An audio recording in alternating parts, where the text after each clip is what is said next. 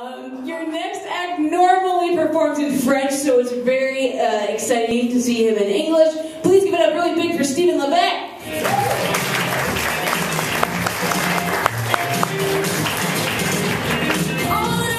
Hey, keep it going for Amanda for a second. Come on, Short. You guys having a good time so far?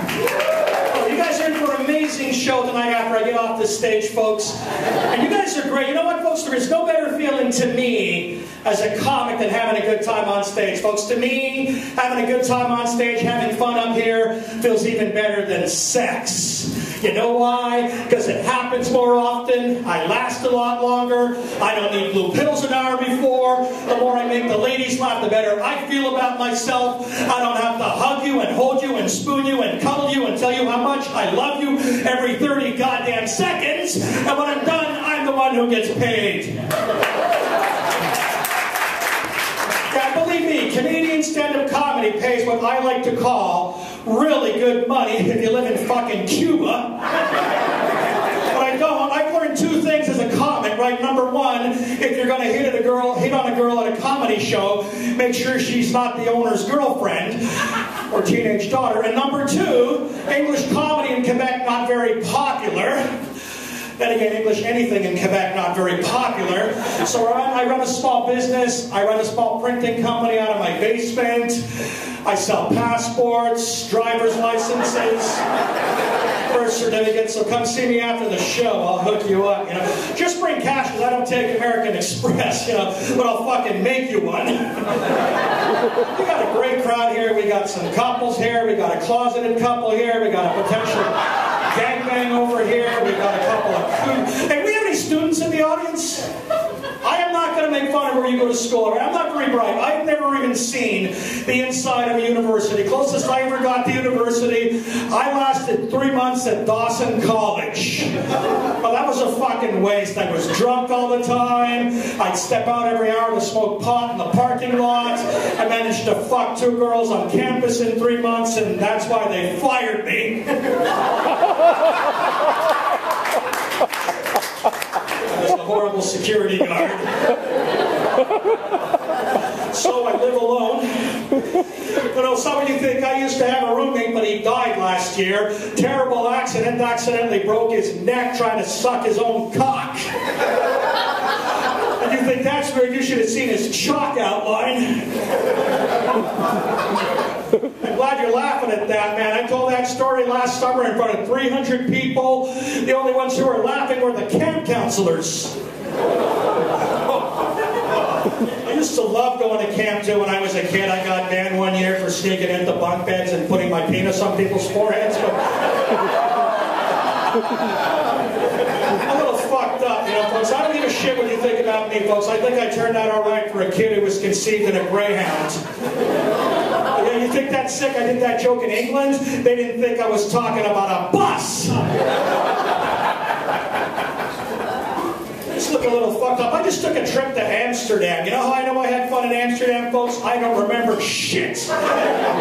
You think we're liberal here in Canada? Where the hell else but Amsterdam can you buy pot in a vending machine? I'm not making... I had to tell that to the first person I met when I came back to Canada. Yeah, that was the customs officer at the airport. We do not want to fuck with customs. I found that out the hard way last year in Vancouver. I'm flying back from the States. They take me into this back room, which will happen when you go through customs wearing a shirt with a big marijuana leaf on the front. And here's a tip. When they start going through your shit at customs, now is not the time to go warmer, colder, warmer, colder, warmer, colder. And he's actually asking, he's like, hey, you're not bringing back some marijuana? You're not bringing back a couple of joints here? You better tell me that. I'm like, right, let me get this straight. You think I'm going to go down to the States and I'm going to buy pot so I can smuggle it back to Vancouver? Yeah, that makes a lot of sense. And that's like going around bars in Montreal, buying up little packets of cocaine, wrapping it together, shoving it up my ass, and then flying to Colombia. I could sell it back to the cartels. I was talking, always another tip when you go back. We got a couple from Virginia here, somewhere. Who's from Virginia? So you Donald Trump fans? That's the correct answer, you know, man. Can this guy be any more fucking orange, too? He's actually coming to Canada for a summit, man. If anything happens, like a terrorist attack, I don't wish it on him. But fuck, don't put him in a helicopter, man. Just hide his ass out in the construction sites. Blend in with the cones, you know? Like, when you're going back to the States, if they joke with you at the border, don't joke back, okay? If they go, hey folks, are you smuggling something today? The correct answer is no. No, it's my day off. No, the guy behind me's got the hair and I'm just a decoy. I'm not like I'm bringing back money this Russian guy gave me to put ads on Facebook, you know. God, it's so far up my ass, I'll never find it anyways. So look. All right, I got sidetracked. I was talking about Amsterdam. What else is legal there in Amsterdam aside from pot? Well, girls are technically legal everywhere, you know. You know what you're doing with them, but you know. Legalized prostitution. That is the correct answer, folks, you know. And that answered my prayers to the Lord Jesus Christ and the Virgin Mary, because I did not want to leave, folks. I spent a week there. I made $12,000. I gotta get out of here in a couple of minutes because it's hot up here and I'm sweating like Lindsay Lohan doing a urine test right now. We got the Grand Prix coming up to Montreal soon. You guys any car racing fans or Formula 1 fans? But you know what, guys? That doesn't bother me. Watching a bunch of cars go 200 miles an hour, fuck that. I do that on the 20, okay? You really want to make it the Montreal Grand Prix? Why don't we take these Formula 1 drivers and let's make them go through all the shit we have to go through, and we drive to work every day to make a buck, okay? Like redesign the course to make it the Montreal Grand Prix. I don't know, start by putting a bunch of fucking potholes you can see from a helicopter, some construction, stalled cars, accidents, traffic jams, jackknife trucks, and a bunch of tomatoes spilling out onto the road. How about some cracks in the asphalt big enough to see the metro, broken water mains that shoot up water so you can hydroplane your way to work, uneven pavements so you feel like you're flying off a fucking cliff like in the Dukes of Hazzard. How about some freezing rain, killer snowbanks, snow, slush, sleet, like black ice, a moose on the highway, a bunch of natives blocking the bridges, some falling hydro wires from the ice storm, open manhole covers, like collapsing concrete overpasses, because they don't have the money to fix the fucking overpasses, but they have $50 million to let up a fucking bridge, right?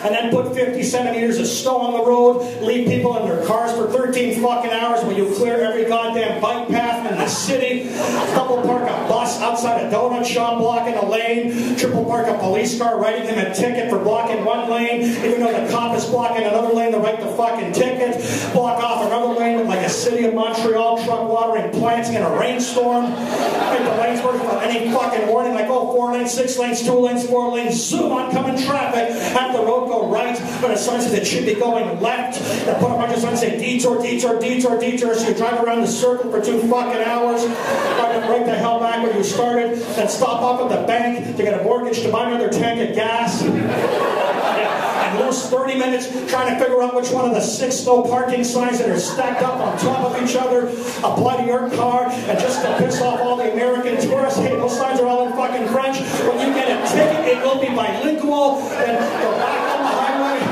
put a bunch of exits and entrances on the left-hand side of the road like nowhere else except in England. At least in England, they're all on that side, so when you're looking left, the trucks aren't coming at you from the right, and put a bunch of pictograms you can't decipher at like 90 miles an hour, like, zoom, what's that, a double black pentagon, and an arrow, and a stripe, and a lightning bolt, and an exclamation point, and a one on the Canada being sodomized by a unicorn, and like a double black diamond, like, wow, where's the ski hill, and another arrow, and a hammer, and like $300, and hey, that's a lot of money for a fucking hammer, and a sudden uphill, put a stinking garbage truck in the right lane, how about a funeral slowing down the left lane, put some Gino in a Camaro with like a 2-inch dick, with this fuzzy dice the size of a sumo wrestler's ass, with more grease in his hair than in the transmission, just playing that disco music so loud, like bump, bump, bump, that's what's pushing the car up the hill, and they probably learned how to drive watching Vin Diesel movies, and like a sudden uphill, then a sudden downhill, increase the speed limit at the top,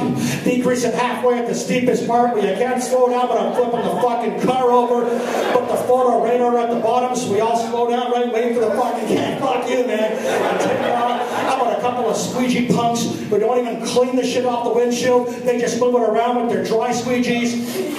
And you can never find a squeegee pump when you need them, like during an ice storm, where you want to grab one, strap on the hood of your car like a deer for 20 bucks a day, scrape it off the ice. How about roadkill, crazy bike couriers, drug Russian diplomats weaving in and out of traffic? How about an asshole from Ontario going 40 miles an hour in the pass? Hell, fuck you, you guys do that, right? Go 40 miles an hour.